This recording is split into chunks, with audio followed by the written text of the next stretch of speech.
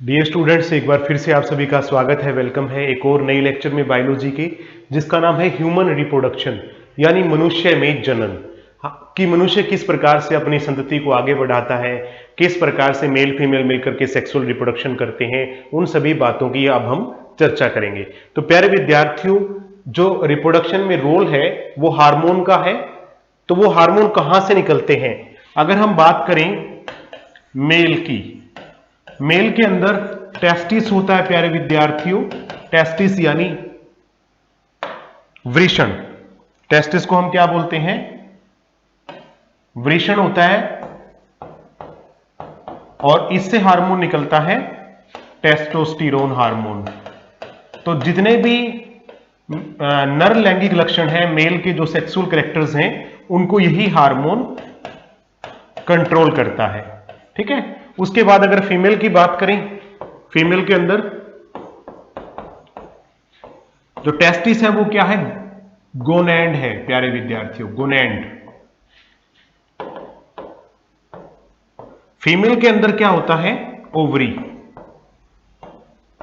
ठीक है, अंडाशय बोल सकते हो आप इसको। और इसमें दो हार्मोन निकलेंगे अंडाशय से। एक होगा एस्ट्रोजन। आमतौर पर फीमेल के अंदर लैंगिक लक्षणों को एस्ट्रोजन ही करता है। एंड ड्यूरिंग प्रेगनेंसी एक और हार्मोन निकलता है प्रोजेस्टेरोन।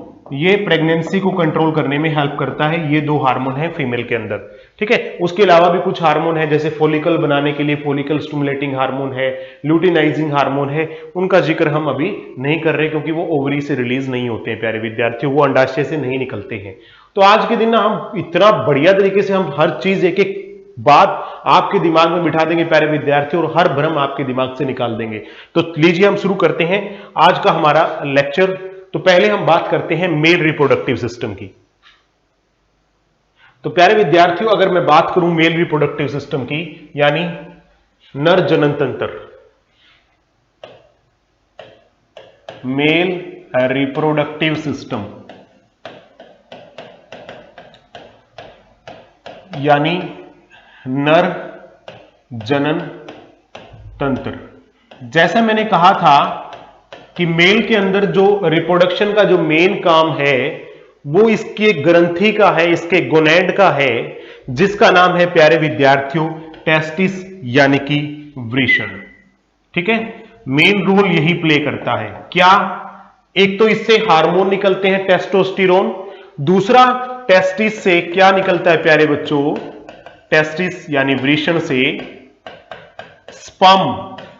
स्पर्म यानी शुक्राणु प्रोड्यूस होते हैं। ठीक है। स्पर्म का ही रोल है आगे जाकर के फीमेल के ओवम के साथ फर्टिलाइजेशन यानी निषेचन का। वो सब हम डिस्कस करेंगे। फिलहाल टेस्टिस का जो मेन काम है वो है हार्मोन प्रोड्यूस करना, टेस्टोस्टेरोन, जिससे आपके जितने भी लैंगिक लक्षण है जैसे दाढ़ी मूंछ का आना, आवाज का भारी होना, वो सब चीजें वो टेस्टोस्टेरोन हार्मोन कंट्रोल करता है। और दूसरी ओर स्पर्म निकलते हैं यानी शुक्राणु निकलते हैं। इनका काम अभी हम आगे डिस्कस करेंगे। तो प्यारे विद्यार्थियों, आप टेस्टिस को देख लीजिए। टेस्टिस से स्पर्म प्रोड्यूस होते हैं। वो स्पर्म इस ट्यूब के द्वारा कैरी करके लेके जाए जाते हैं। इस ट्यूब का नाम है वास डेफरेंस। तो यहां से थोड़ा सा एक एक बात आपको पता लग जानी चाहिए। वास डेफरेंस, स्पर्म को ले जाने वाली ट्यूब, स्पर्म को ले जाने वाली ट्यूब, यानी स्पर्म को टेस्टिस से लेकर के जो जाती है ट्यूब, उसका नाम है वास डेफरेंस। क्लियर होगी बात? ठीक है। वास डेफरेंस, फिर ये देखिए यहां से होती हुई यहां जाती है। यहां पर कुछ ग्रंथियां हैं। एक तो यहां पर देखिए प्रोस्टेट ग्रंथि है, प्रोस्टेट ग्लैंड। ठीक है। कई बार क्या होता है कि प्रोस्टेट की दिक्कत आजकल बहुत ज्यादा आ रही है, तो इसको ऑपरेशन करके निकालना भी पड़ जाता है। गदूद भी बोल देते हैं इसको, प्रोस्टेट कैंसर भी हो जाता है कई बार। एक यहां पे होती है सेमिनल वेसिकल। ये दो ग्रंथियां हैं, ये जो इस ट्यूब के साथ जुड़ी हुई है। देखिए, प्रोस्टेट ग्रंथि और सेमिनल वेसिकल, ये दो ग्रंथियां हैं। इनका काम क्या है? देखिए, स्पर्म इसमें से होके जा रहा है, तो स्पर्म को नरिशमेंट यानी पोषण प्रदान करना इन दो ग्रंथियों का काम है। Seminal vesicle, seminal vesicle Hindi में भी यही नाम है इनके। और दूसरा क्या है? प्रोस्टेट ग्रंथि। हिंदी में लिखना तो हिंदी में लिख देता हूं, प्रोस्टेट। ग्रंथि शुक्राणु को पोषण प्रदान करती है। स्पर्म यानी शुक्राणु, शुक्राणु को पोषण प्रदान करती है। को पोषण यानी नरिशमेंट करने का काम इन दोनों ग्रंथियों का है, क्योंकि स्पर्म को आगे बहुत कुछ करना है, स्विम करना है यूट्रस के अंदर, वेजिना के अंदर। तो प्यारे विद्यार्थियों, वो तभी एफर्ट कर पाएगा जब उसके अंदर कम से कम जो नरिशमेंट, जो एनर्जी चाहिए वो हो। तो वो एनर्जी देने का काम इन दो ग्रंथियों का है, जिनका नाम है सेमिनल वेसिकल और प्रोस्टेट ग्लैंड। यहां से कितनी बात आपको क्लियर हो गई होगी। तो प्यारे विद्यार्थियों, उसके बाद क्या होता है, इन दोनों ग्रंथियों ने इसके अंदर क्या मिला दिया, अपना सिक्रीशन या अपना जूस मिला दिया, जिसके कारण इसमें नरिशमेंट होती है। और फिर ये यहां से होता हुआ, और ये जो ट्यूब आपको दिख रही है प्यारे विद्यार्थियों, पेनिस ट्यूब हम इसको बोल देते हैं, यहां से शुक्राणु क्या होंगे, इजेक्ट होंगे, यानी कि बाहर निकलेंगे। क्लियर है? ठीक है, इधर से इजेक्ट होंगे। तो ये चीज है शुक्राणु के निकलने की। तो आप यहां पे देख सकते हैं, एक ये पार्ट आपको दिख रहा होगा टेस्टिस के ऊपर, इसको एपिडाइडमिस कहते हैं प्यारे विद्यार्थियों। वास डेफरेंस ट्यूब से पहले शुक्राणु इसी के अंदर रहते हैं, जिसका नाम है एपिडाइडमिस। तो ये चीज आपको क्लियर कट समझ में आ जानी चाहिए। उसके बाद क्या है प्यारे विद्यार्थियों कि why testis are present, testis यानी वृषण, are present outside the body, are present outside the body, outside the body, outside the abdomen भी कह सकते हैं। कि ये क्यों होते हैं, शरीर के बाहर क्यों होते हैं टेस्टिस? उसके पीछे कारण है कि जो हमारा बॉडी टेम्परेचर होता है 37 डिग्री सेल्सियस, लेकिन स्पर्म को जिंदा रहने के लिए टेम्परेचर चाहिए 34-35। 37 के अंदर तो स्पर्म किल हो सकते हैं, मर सकते हैं। तो हमारे स्पर्म का टेम्परेचर 3 से 4 डिग्री सेल्सियस कम रखने के लिए ही टेस्टिस शरीर के बाहर प्रेजेंट होते हैं, क्योंकि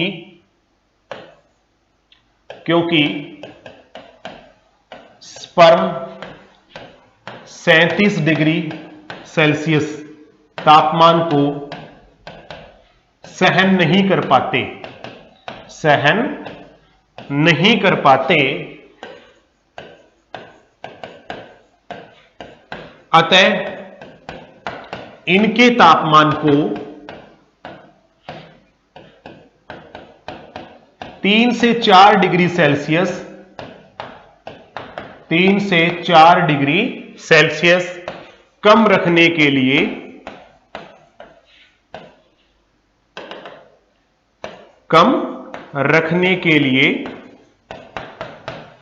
टेस्टिस यानी कि वृषण शरीर के बाहर होते हैं, शरीर के बाहर होते हैं। अब ये चीज आपको क्लियर हो गई कि why testis are present outside the body, क्योंकि नॉर्मल जो हमारा बॉडी टेम्परेचर होता है उसमें स्पर्म सरवाइव नहीं कर सकते, इसी कारण से they are present outside the body या आउटसाइड द अब्डोमेन, हम इसको बोल सकते हैं प्यारे विद्यार्थियों। यहां पर मैंने आपको क्लियर कट बताया था कि this is the gland in which sperm is produce. Testis ही वो ग्रंथि है जिसके अंदर स्पर्म यानी शुक्राणु बनते हैं। तो टेस्टिस अंदर से कैसे दिखता है और इसके अंदर स्पर्म यानी शुक्राणु बनते कैसे हैं, उन सारी बातों के ऊपर अब हम चर्चा करेंगे प्यारे विद्यार्थियों, क्योंकि मैंने आपको कहा था कि हर बात हम क्लियर रखेंगे ताकि आपके दिमाग में किसी प्रकार का भ्रांति, डाउट या मिथ, अफवाह न रहे। वो सारी बात हम निकाल देंगे और इस तरह से समझाएंगे जिस लैंग्वेज में आपको सबसे इजीली समझ में आ जाएगा। तो ये टेस्टिस का डायग्राम है प्यारे विद्यार्थियों। हमारे टेस्टिस के अंदर लगभग ऐसे 250 खाने होते हैं। ये आपको दिख रहा होगा 1, मैं यहां पे पेन ले लेता हूं, देखिए ये होगा 1, 2, 3, 4, 5, ऐसे कितने खाने होते हैं टेस्टिस में। इन्हें क्या बोलते हैं, टेस्टिकुलर लोब्यूल, टेस्टिकुलर लोब्यूल्स। ठीक है, वर्ड हम इंग्लिश के रखेंगे क्योंकि हिंदी के अंदर इनकी मीनिंग लगभग ऐसे ही होते हैं प्यारे विद्यार्थियों। तो प्रत्येक टेस्टिस में, प्रत्येक टेस्टिस यानी हिंदी में भी लिख दूंगा मैं यहां पे। टेस्टिस का मतलब क्या है? वृषण। प्रत्येक टेस्टिस में 250 खाने यानी कि बॉक्सेस होते हैं जिन्हें टेस्टिकुलर लोब्यूल्स कहते हैं। टेस्टिकुलर लोब्यूल्स कहते हैं।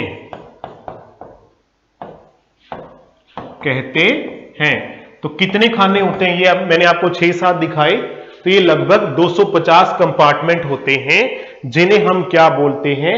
Testicular lobules.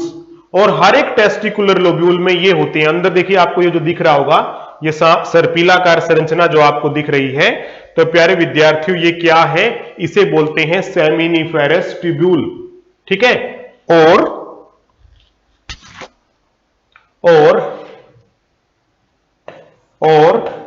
प्रत्येक टेस्टिकुलर लोब्यूल में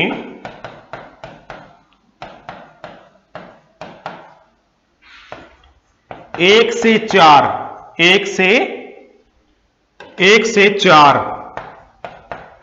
सेमिनिफेरस ट्यूब्यूल होते हैं। सेमिनिफेरस ट्यूब्यूल्स होते हैं। तो स्पर्म जो है वो इसी में बनता है जिसका नाम है सेमिनिफेरस ट्यूब्यूल। टेस्टिस में पहले खाने होते हैं जिसे लोब्यूल कहते हैं, ये मैंने लिख भी दिया यहां पर, टेस्टिकुलर लोब्यूल। और इन्हीं खानों के अंदर किसी में 1, किसी में 2, किसी में 3, तो किसी में 4 क्या होते हैं? ये होते हैं सर्पिलाकार संरचना जो आपको दिख रही है, इसे हम बोलते हैं सेमिनिफेरस ट्यूब्यूल।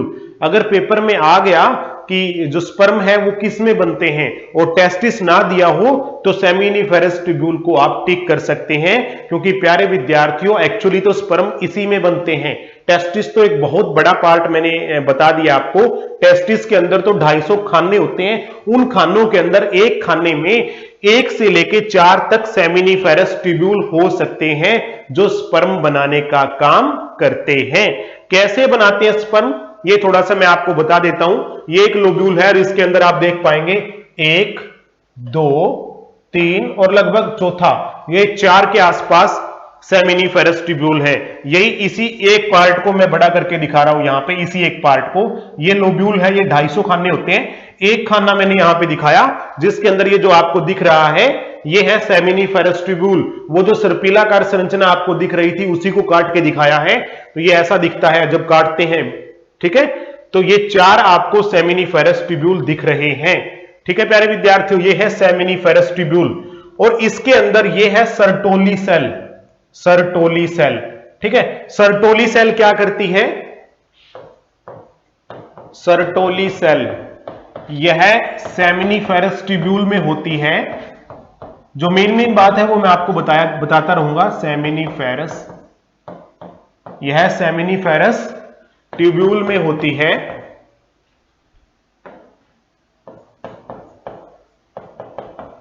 और इसका काम भी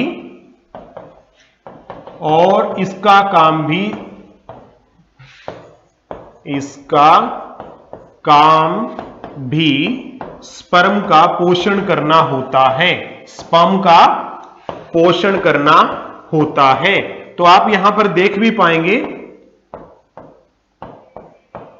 कि स्पर्म, देखिए यहां पर ये जो आपको दिख रहा है, ये जो ऐसा स्ट्रक्चर आपको दिख रहा है जिसमें पीछे पूंछ है, आगे बड़ा सा सिर है, इन्हें हम स्पर्म बोलते हैं प्यारे विद्यार्थियों। ये स्पर्म किसके अंदर बनते हैं? सेमिनिफेरस ट्यूब्यूल्स के अंदर इन स्पर्म यानी शुक्राणुओं का निर्माण होता है। पहले ये जो गोलाकार संरचना आपको दिख रही है इसे बोलते हैं स्पर्मेटोगोनिया, उससे फिर स्पर्मेटोसाइट बनते हैं, फिर लास्ट के अंदर जो है स्पर्म का निर्माण होता है। स्पर्मेटोगोनिया से स्पर्मेटोसाइट, फिर एक और स्ट्रक्चर नीचे आपको दिखेगा स्पर्मेटिड, और लास्ट में जब बिल्कुल तैयार हो गया तो उसे स्पर्मेटोजोआ यानी कि स्पर्म ही हम कहेंगे। तो प्यारे विद्यार्थियों इस प्रकार बनते हैं। फिर एक बार अगर मैं डिटेल में बताऊं तो मेन जो गोनेड है वो टेस्टिस के अंदर 250 कंपार्टमेंट जिसे लोब्यूल कहते हैं, टेस्टिकुलर लोब्यूल। हर लोब्यूल के अंदर 1 से लेकर 4 तक सेमिनिफेरस ट्यूब्यूल हो सकते हैं। सेमिनिफेरस में सर्टोली सेल स्पर्म को पोषण प्रदान करती है। फिर इसके अंदर जो आपको गोलाकार संरचना दिख रही है सेमिनिफेरस ट्यूब्यूल में, उसे हम कहते हैं स्पर्मेटोगोनिया। स्पर्मेटोगोनिया परिपक्व होकर के बनाते हैं स्पर्मेटोसाइट। स्पर्मेटोसाइट से स्पर्मेटिड बनते हैं, फिर स्पर्मेटोजोआ यानी स्पर्म बनते हैं। यहां पे लिख देता हूं मैं कि सेमिनिफेरस ट्यूब्यूल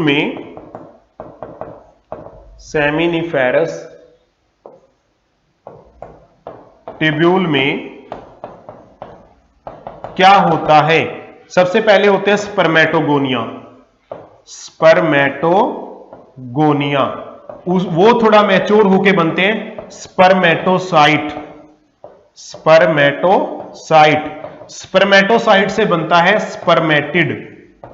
स्पर्मेटिड, और स्पर्मेटिड से जब बिल्कुल परिपक्व हो गया तो उसे कहते हैं स्पर्म। तो प्यारे विद्यार्थियों, ये कहानी है स्पर्म के बनने की, और ये इसमें बनती है जिसका नाम है सेमिनिफेरस ट्यूब्यूल। अब आगे देखते हैं स्पर्म आखिरकार दिखता कैसे है। जो ऊपर का आपको दिख रहा है प्यारे विद्यार्थियों, इसको बोलते हैं एक्रोसोम। इसमें क्या होते हैं? इसमें एंजाइम होते हैं। क्या होते हैं? एंजाइम होते हैं जो ओवम क्या होता है? अंडाणु की दीवार को तोड़ते हैं। कि वाल क्या होती है? दीवार को तोड़ते हैं। कई बार यही आता है कि स्पर्म के अंदर वो कौन सी चीज है जो अंडाणु की दीवार को तोड़ते हुए अंडाणु के अंदर घुसती है, तो वो है प्यारे विद्यार्थियों एक्रोसोम। यहां पे आपको दिख रहा होगा। उसके बाद यहां पर आप देख सकते हैं इसमें न्यूक्लियस है। यही न्यूक्लियस है जो अंडाणु के साथ मिलता है। बाकी स्पर्म का काम खत्म हो जाएगा, सिर्फ लास्ट में इसी का काम बचेगा जिसे न्यूक्लियस कह रहे हैं। माइटोकॉन्ड्रिया कौन से हिस्से में होते हैं? ये तो हेड है, ये नेक है, और ये टेल है। तो पूछा जाए अगर पेपर में कि माइटोकॉन्ड्रिया स्पर्म के कौन से पार्ट में होते हैं, तो प्यारे विद्यार्थियों नोट कर लेना कि माइटोकॉन्ड्रिया स्पर्म की गर्दन यानी नेक में होता है। माइटोकॉन्ड्रिया कहां होता है? स्पर्म की नेक में होता है। उसके बाद का जो हिस्सा दिख रहा है आपको, ये पूंछ है प्यारे बच्चों। पूंछ स्पर्म को स्विम करने में सहायता करती है। ठीक है, पूंछ क्या करती है? स्पर्म को स्विम करने में। स्विम कहां पर? फीमेल के रिप्रोडक्टिव ऑर्गन यानी वेजाइना और यूट्रस में जो है स्विम यानी तैरने में सहायता करती है। स्पर्म की पूंछ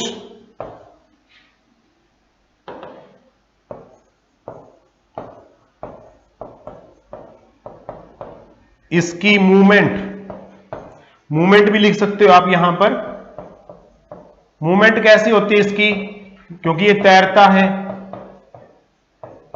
तो तैरने में लिख सकते हो सहायता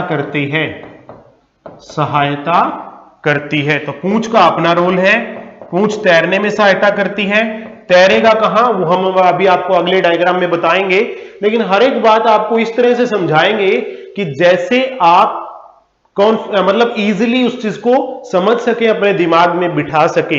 एक एक बात बिल्कुल इजी टर्म में। मैं मान के चल रहा हूं कि आप साइंस के स्टूडेंट नहीं हैं, तो आप उस चीज को कैसे समझ सकते हैं, उसी हिसाब से मैंने इस लेक्चर को तैयार किया है प्यारे विद्यार्थियों। तो ये चीज आपको कंफर्म हो गई, हर एक का हिस्सा समझ में आ गया। न्यूक्लियस यानी केंद्रक का काम क्या है? अंडाणु से मिलना, लास्ट में यही हिस्सा बचेगा। एक्रोसोम के अंदर एंजाइम होते हैं जो ओवम यानी अंडाणु की दीवार को तोड़ के उसके अंदर घुस जाता है। ये क्या? न्यूक्लियस यानी केंद्रक। बीच के हिस्से में माइटोकॉन्ड्रिया होता है जो इसको एनर्जी यानी ऊर्जा देने का काम करता है, और नीचे का हिस्सा जो है वो है टेल यानी जो स्विम करने में सहायता करती है, आगे बढ़ने में इसकी सहायता करती है। वो काम किसका है? पूंछ का है प्यारे विद्यार्थियों। अब अगर आगे बढ़ते हैं तो फीमेल रिप्रोडक्टिव सिस्टम को आप एक बार देख लीजिए। फीमेल रिप्रोडक्टिव सिस्टम मादा जनन तंत्र।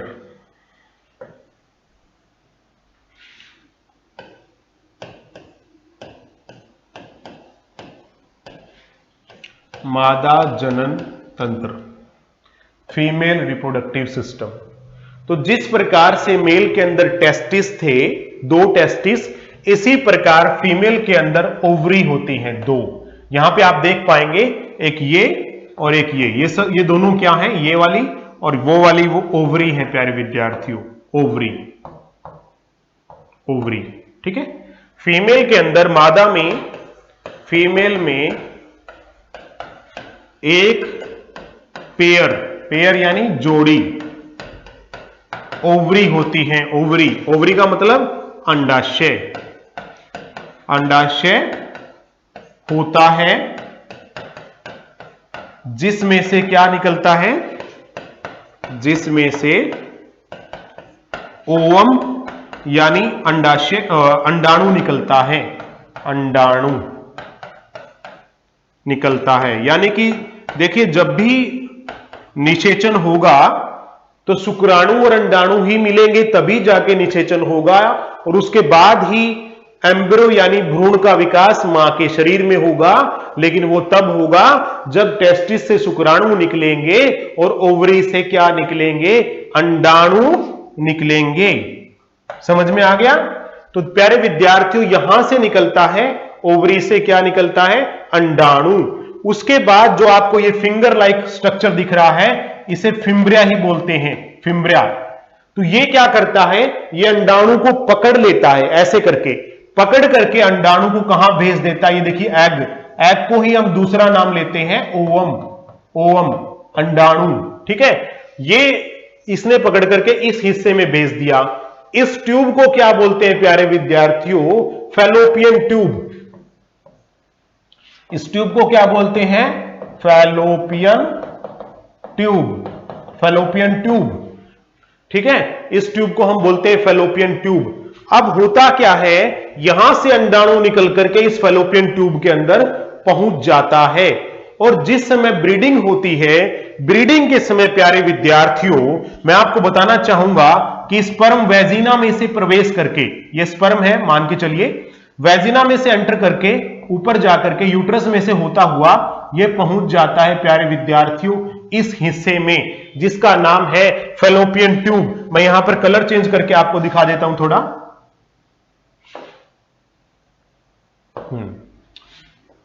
स्पर्म जो है यहां से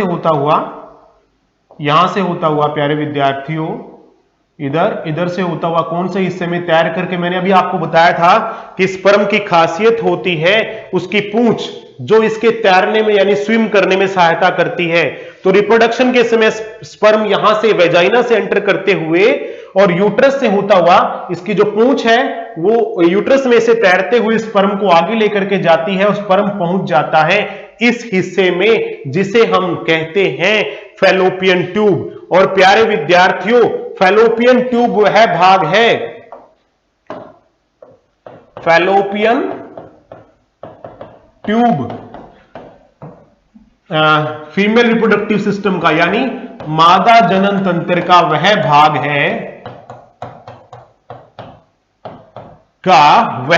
है जहां पर स्पर्म यानी कि शुक्राणु,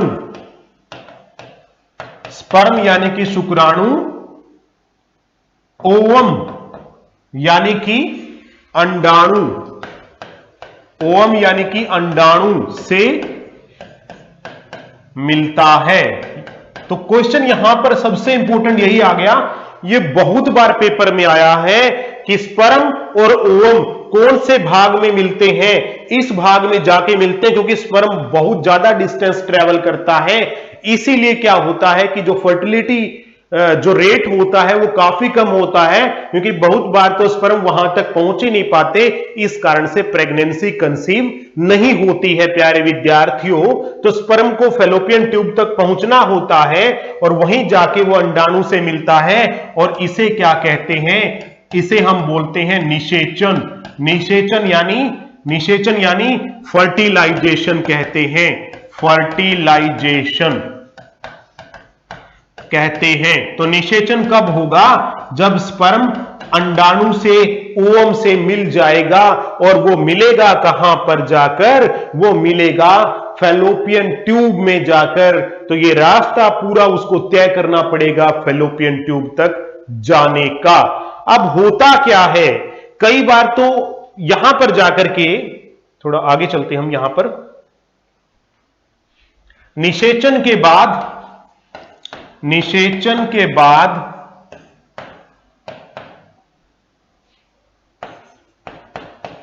स्पर्म और ओवम मिलकर, स्पर्म यानी शुक्राणु और ओवम यानी अंडाणु मिलकर जाइगोट को बोलते हैं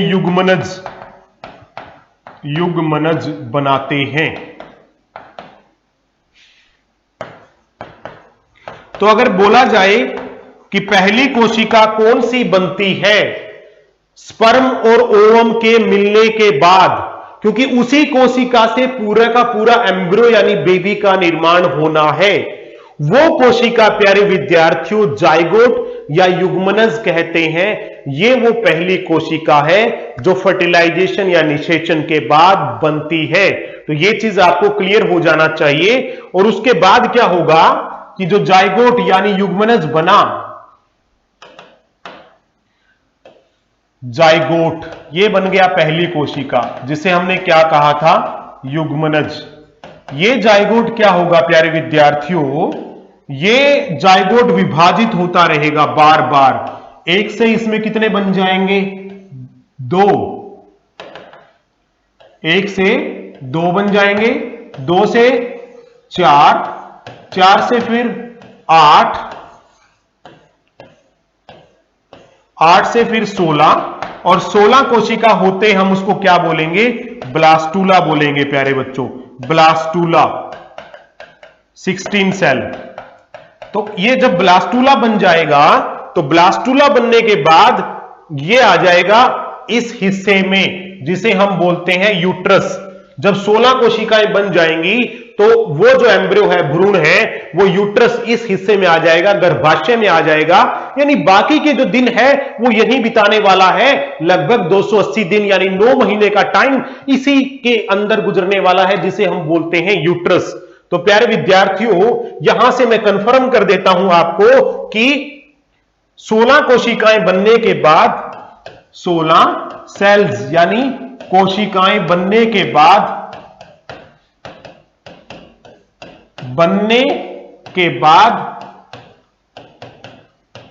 एम्ब्रियो यानी कि भ्रूण, जो भ्रूण है यूट्रस में आ जाता है, यूट्रस से चिपक जाता है। यूट्रस यानी गर्भाशय, यूट्रस यानी गर्भाशय से चिपक जाता है, से चिपक जाता है। यानी ज्यादातर बच्चे इसी में कंफ्यूज रहते हैं कि जो स्पर्म और ओवम है वो गर्भाशय में मिलते हैं। नहीं, वो तो बहुत बाद में आते हैं यूट्रस में। वो मिल कहां पर जाते हैं? फैलोपियन ट्यूब के अंदर ही मिल जाते हैं प्यारे विद्यार्थियों। तो चिपक जाता है गर्भाशय से आकर के, जब 16 सेल का बनता है, और इसे बोलते हैं इम्प्लांटेशन। इम्प्लांटेशन यानी कि रोपण। इम्प्लांटेशन का मतलब क्या होता है? रोपण कहते हैं।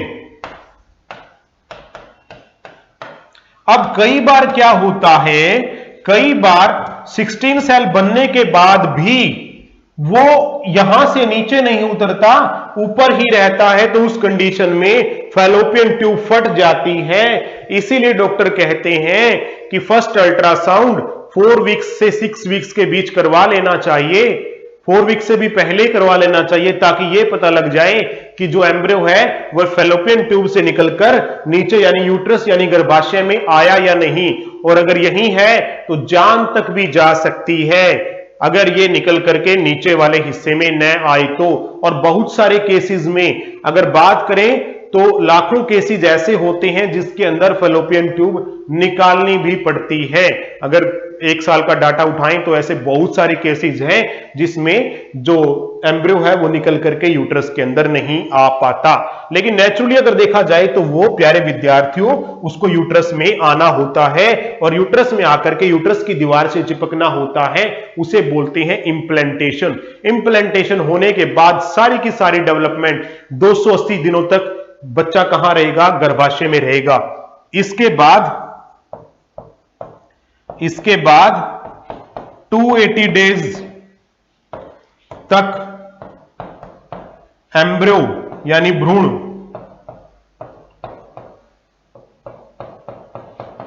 यूट्रस में ही रहता है, यूट्रस में ही रहता है। ये 280 दिन मैंने कब से लगाए? शुरू से लेकर शुक्राणु और अंडाणु के मिलने से लेकर जन्म तक के दिन आ गए ये 280 दिन। निषेचन से, यहां पे लिख देता हूं, निषेचन से 280 दिन तक एम्ब्रियो जो है यूट्रस में ही रहता है। ठीक है, तो प्यारे विद्यार्थियों ये थी कहानी जब प्रेगनेंसी हो जाए यानी कि कंसीव हो जाए यानी कि स्पर्म और अंडाणु, स्पर्म और ओवम मिल जाए तब की कहानी है ये। अगर ऐसा ना हो, अब ये पहले हम देख लेते हैं कि फीमेल के अंदर आखिरकार अंडाणु बनते कैसे हैं। ठीक है, हाउ ओवम आर फॉर्म्ड, अंडाणु बनते कैसे हैं। अंडाणु बनते कहां पर है? ओवरी में। अंडाणु ओवरी का मतलब अंडाशय में कैसे बनते हैं? तो यहां पर 2-3 चीजें नोट करने वाली हैं कि जन्म के समय प्रत्येक फीमेल के अंदर नोट कर लीजिए इसको, नोट यहां पर आपको पीडीएफ के रूप में मिल जाएगा वैसे तो, कि जन्म के समय ही प्रत्येक लड़की में तकरीबन 1 मिलियन यानी कि 10 लाख, 1 मिलियन का मतलब क्या होता है? 10 लाख ओवम यानी अंडाणु होते हैं। कितने होते हैं? 10 लाख होते हैं। ठीक है, 10 लाख होते हैं। ठीक है, नंबर 1 बात तो ये हो गई। नंबर 2, प्यूबर्टी तक पहुंचते प्यूबर्टी क्या होती है? यौवन आरंभ जब होता है उसे बोलते हैं प्यूबर्टी। यौवनारंभ तक पहुंचते इसमें से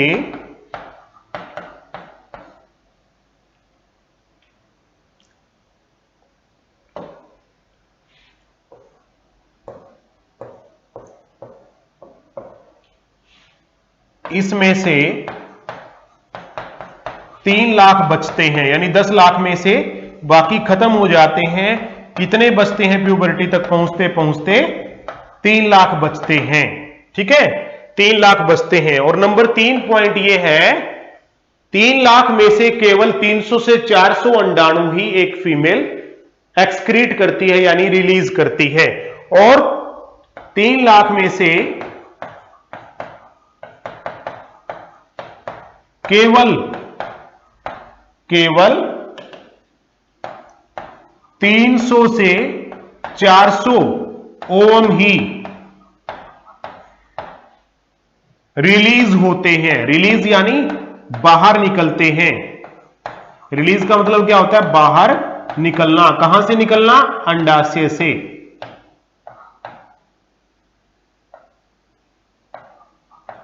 रिलीज होते हैं, यानी कि देखिए बनते 10 लाख,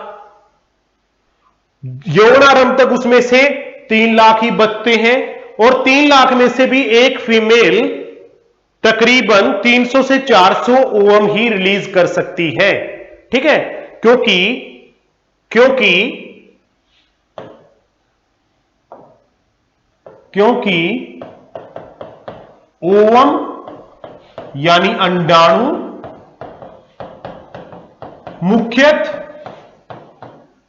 13-14 वर्ष की आयु से 13-14 वर्ष की आयु से 45 से 50 वर्ष की आयु तक ही निकलते हैं। किसी में 45 वर्ष तक और किसी किसी फीमेल में 50 वर्ष तक भी ओवम रिलीज हो सकते हैं। यानी कि कहने का मतलब यह है प्यारे विद्यार्थियों कि एक महिला 50 वर्ष के बाद आमतौर पर संतान पैदा नहीं कर सकती नेचुरली, क्योंकि अंडाणु 50 वर्ष तक ही निकलेंगे। अभी अगर हम बात करें आज की समय की, 2021 चल रहा है, तो अब ये एज घट करके 45 रह चुकी है। यानी वर्तमान में जो फर्टिलिटी पीरियड है एक फीमेल का, संतान पैदा करने का जो समय है एक फीमेल का, वो 45 वर्ष ही रह गया है। ठीक है, तो जब अंडाणु निकलना स्टार्ट होते हैं तो उसे बोलते हैं मेनार्च, यानी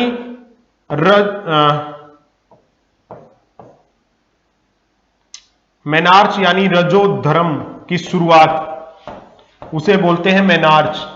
और जब खत्म हो जाए, ये कब होती है? ये कब होती है प्यारे विद्यार्थियों? 13 से 14 वर्ष की आयु में, वर्ष से। और जब खत्म हो जाए तो उसे हम क्या बोलते हैं? मेनोपोज, रजोनी वृत्ति, रजोनी वृत्ति। यानी कि यहां पर 50 वर्ष की आयु में लगभग क्या हो जाते हैं? अंडाणु निकलना बंद हो जाते हैं। उसे हम बोलते हैं रजोनी वृत्ति, यानी मेनोपोज, यानी पोज यानी रुक गया मेंस्ट्रुएशन। तो प्यारे विद्यार्थियों उसे हम बोलते हैं मेनोपोज। तो मैंने क्या कहा था कि 13 से 14 तक, और लास्ट कितनी है? 45 मान के चलिए आज की एज में। तो 13 और 45 के बीच में कितने साल हो गए? 32 साल। और अगर हर महीने में एक अंडाणु माने तो 32 गुना 12, तो 12 दूना 24, 12 तिया 36 और 2 38, यानी 384 के आसपास अंडाणु रिलीज करेगी एक फीमेल। समझ में आ गया ना कि प्रत्येक ओवम यानी कि अंडाणु 28 दिन बाद निकलता है।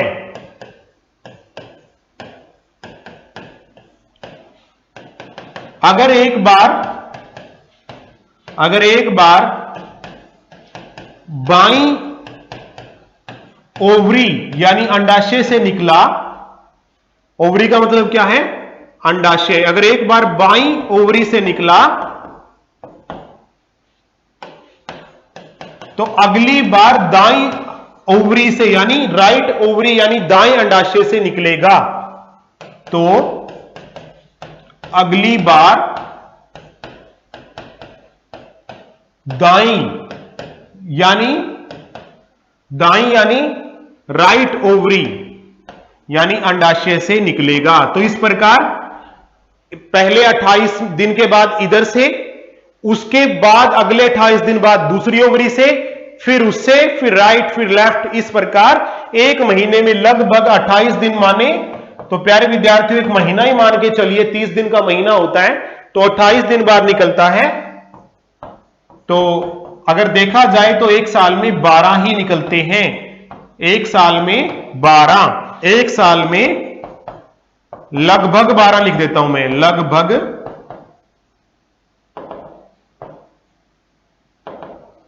एक साल में लगभग कितने हो गए? 12 अंडाणु निकलते हैं। लगभग मैंने इसलिए बोला क्योंकि 13 भी हो सकते हैं, क्योंकि 28 दिन का होता है ना महीना। 13 नहीं भी, लेकिन 12 ही मान के चलिए। तो लगभग इस प्रकार लगभग 35 साल में कितने अंडाणु निकले?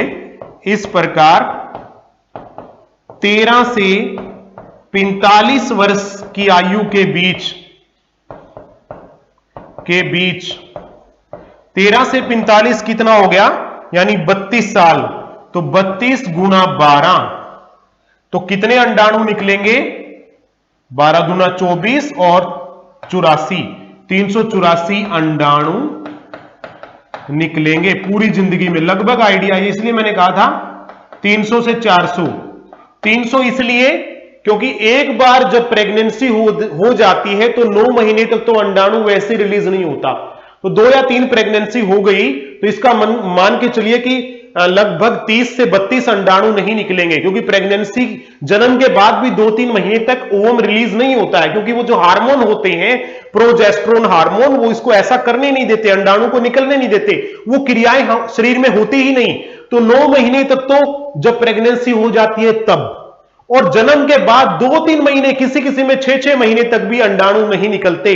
तो लगभग एक आइडिया मान के चलिए 9 और 4 13 या 14 महीने तक प्रेगनेंसी के दौरान नहीं निकलते।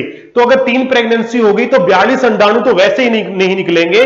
तो 384 मैंने कहा, लगभग ये आइडिया रहता है कि 300 से 400 हम इसलिए कहते हैं, किसी किसी में जो टाइम पीरियड है वो 13 से 45 की बजाय 13 से 50 भी हो सकता है। इसीलिए एक जो फिगर रहता है वो लगभग एक फीमेल एक जिंदगी के अंदर 300 से 400 अंडाणु रिलीज करती है। इतने आसान तरीके से प्यारे विद्यार्थियों आपको मेरे हिसाब से शायद कहीं भी नहीं मिलेगा, और इतनी सटीक जानकारी आपको कैरियर बूस्टर ऐप के ऊपर ही मिल सकती है। उसके बाद क्या होता है, जैसा मैंने बताया कि अंडाणु निकला और जो स्पर्म है वो तैरते हुए अंडाणु तक पहुंचते हैं, और जितने स्पर्म पहुंचते हैं उनमें से केवल एक ही स्पर्म अंडाणु की दीवार को तोड़ते हुए इसके अंदर घुस जाता है, और इसे हम बोलते हैं फर्टिलाइजेशन। फर्टिलाइजेशन इसका मतलब क्या है? स्पर्म का ओवम से मिलना, स्पर्म और ओवम का मिलना। तो एक ही मिल पाएगा प्यारे विद्यार्थियों, और इस प्रोसेस को हम बोलते हैं फर्टिलाइजेशन। वैसे बहुत सारे स्पर्म स्विम करके वहां तक पहुंचने का प्रयास करते हैं, और कई बार 3-4 स्पर्म ओवम की दीवार तक पहुंच भी जाते हैं, लेकिन जो सबसे पहले उसके अंदर एंटर करता है वही फर्टिलाइजेशन का काम यानी निषेचन का काम करता है माय डियर स्टूडेंट्स। तो ये प्रक्रिया इस प्रकार होती है। उसके बाद अगर हम बात करें, अगर फर्टिलाइजेशन नहीं होता यानी कि स्पर्म वहां तक पहुंच ही नहीं पाता जहां पर ओवम है, what will happen if fertilisation not occur? What will happen if fertilisation not occur? क्या होता है अगर फर्टिलाइजेशन नहीं होता?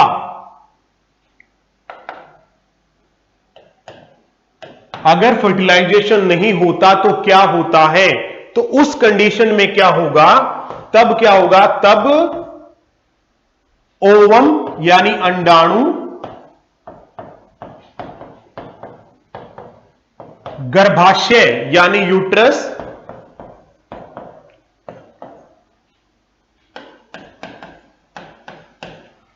की दीवार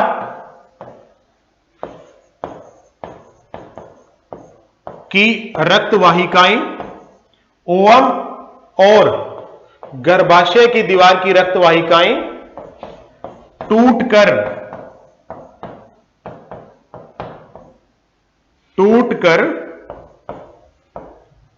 वेजाइना से बाहर आ जाती हैं, बाहर आ जाती हैं, जिसे मेंस्ट्रुएशन यानी कि रजोधर्म कहते हैं। रजोधर्म, क्योंकि प्रेगनेंसी हमेशा तो होगी नहीं ना, ठीक है। यानी कि अगर इंडिया की बात करें आज तो यही कहा जाता है कि हम दो हमारे दो, ठीक है, बच्चे दो ही अच्छे, दो हो काफी, हो तो माफी। तो ये सब स्लोगन इंडिया के परिवार नियोजन कार्यक्रम के हिस्सा थे प्यारे विद्यार्थियों।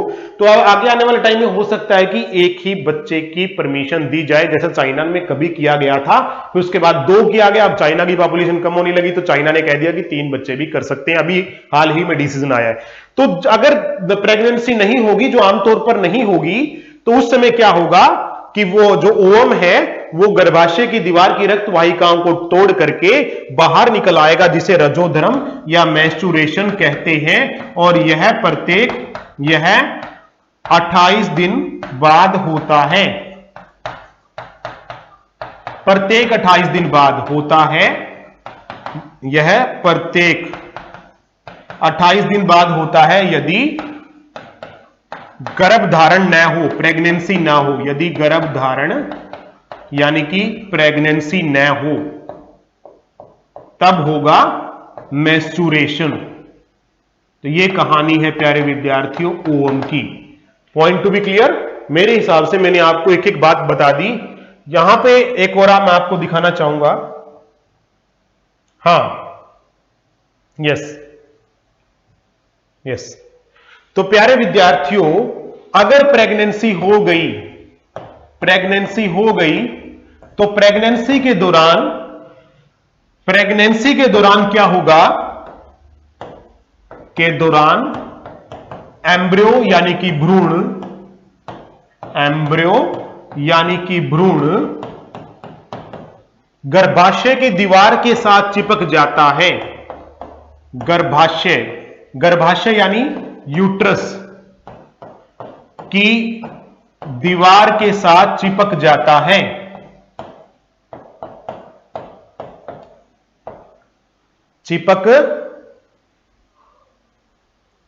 वो तो है ही, गर्भाशय की दीवार के साथ चिपक जाता है। तथा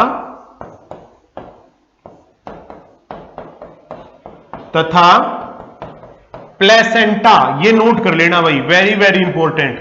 प्लेसेंटा यानी कि एक ट्यूब होती है जो मां से बच्चे के साथ जुड़ी होती है गर्भनाल की सहायता से, तो उसे हम बोलते हैं प्लेसेंटा।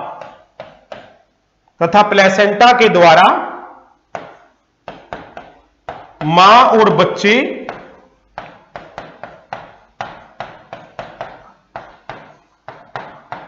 के बीच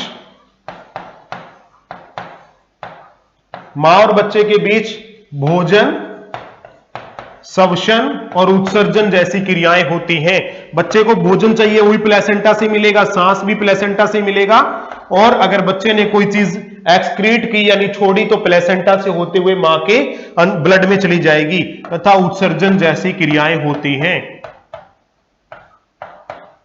तो ये सब जो है प्लेसेंटा के द्वारा होता है।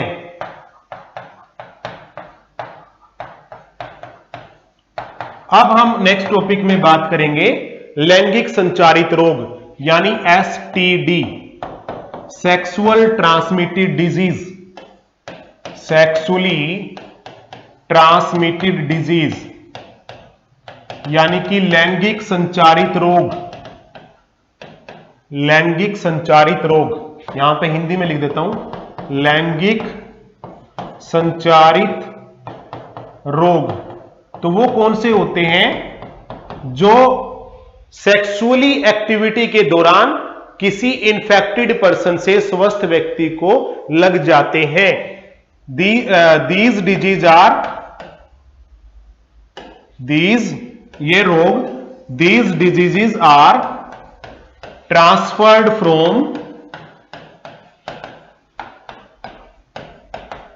Infected person to healthy person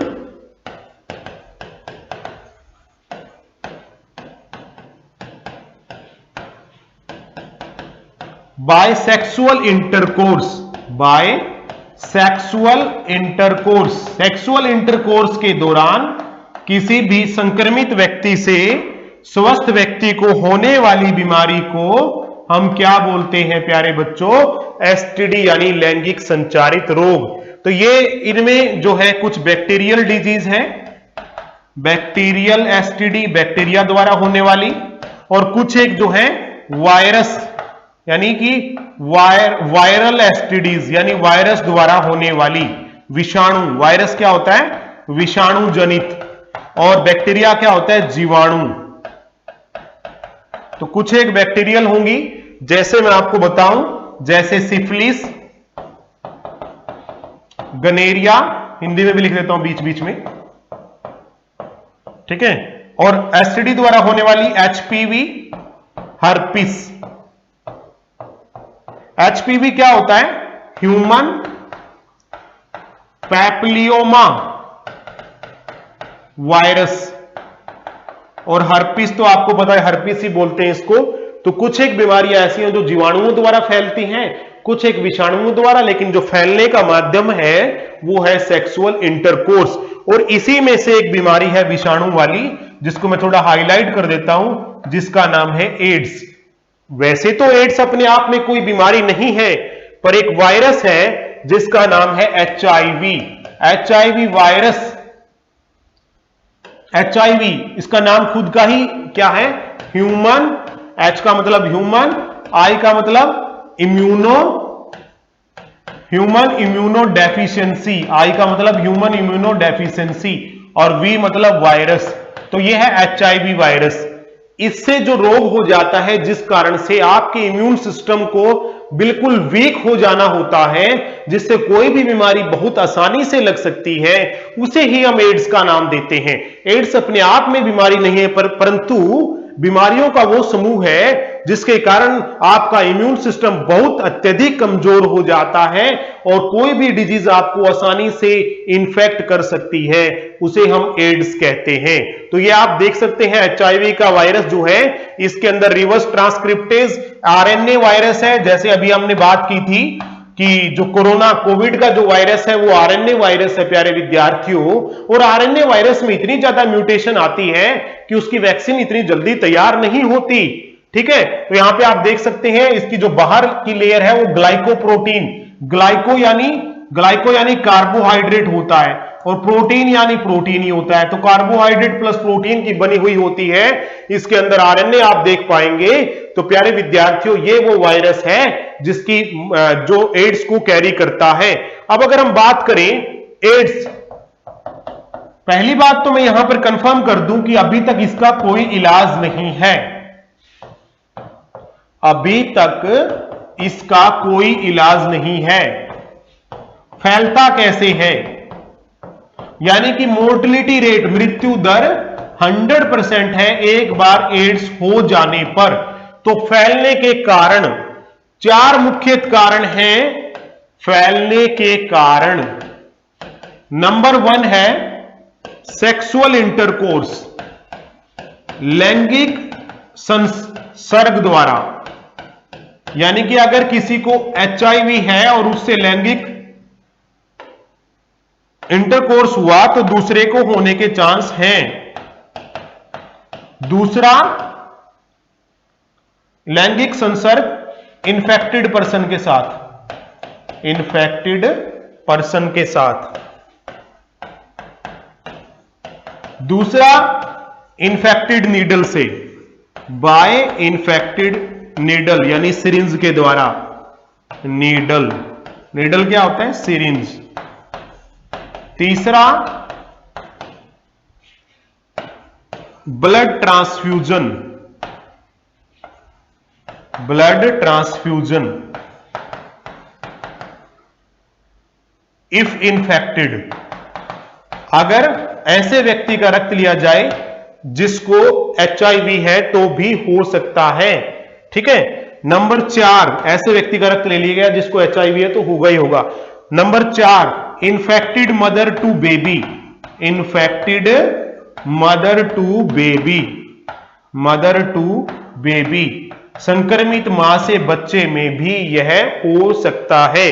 तो प्यारे विद्यार्थियों, ये 4 हैं जिनके द्वारा HIV फैल सकता है, और एक बार अगर हो जाए तो फिर मृत्यु दर इसमें 100% है, यानी मृत्यु होने की संभावना बिल्कुल है, क्योंकि अभी तक एड्स का कोई भी प्रॉपर इलाज नहीं खोजा गया है। हालांकि कई लोगों ने इसके बारे में अपना दावा प्रस्तुत किया है कि हम एड्स का इलाज कर सकते हैं, पर आज तक सच्चाई यह है कि अभी तक इसके कोई पुख्ता प्रमाण नहीं हुए। प्रमाणित तौर पर अभी तक एड्स का कोई भी इलाज नहीं है। तो प्यारे विद्यार्थियों, ये था हमारा आज का लेक्चर ह्यूमन रिप्रोडक्शन। कैसा लगा आप बता सकते हैं। आज के लिए इतना ही, कल फिर मुलाकात होगी, तब तक के लिए थैंक यू वेरी मच। जय हिंद।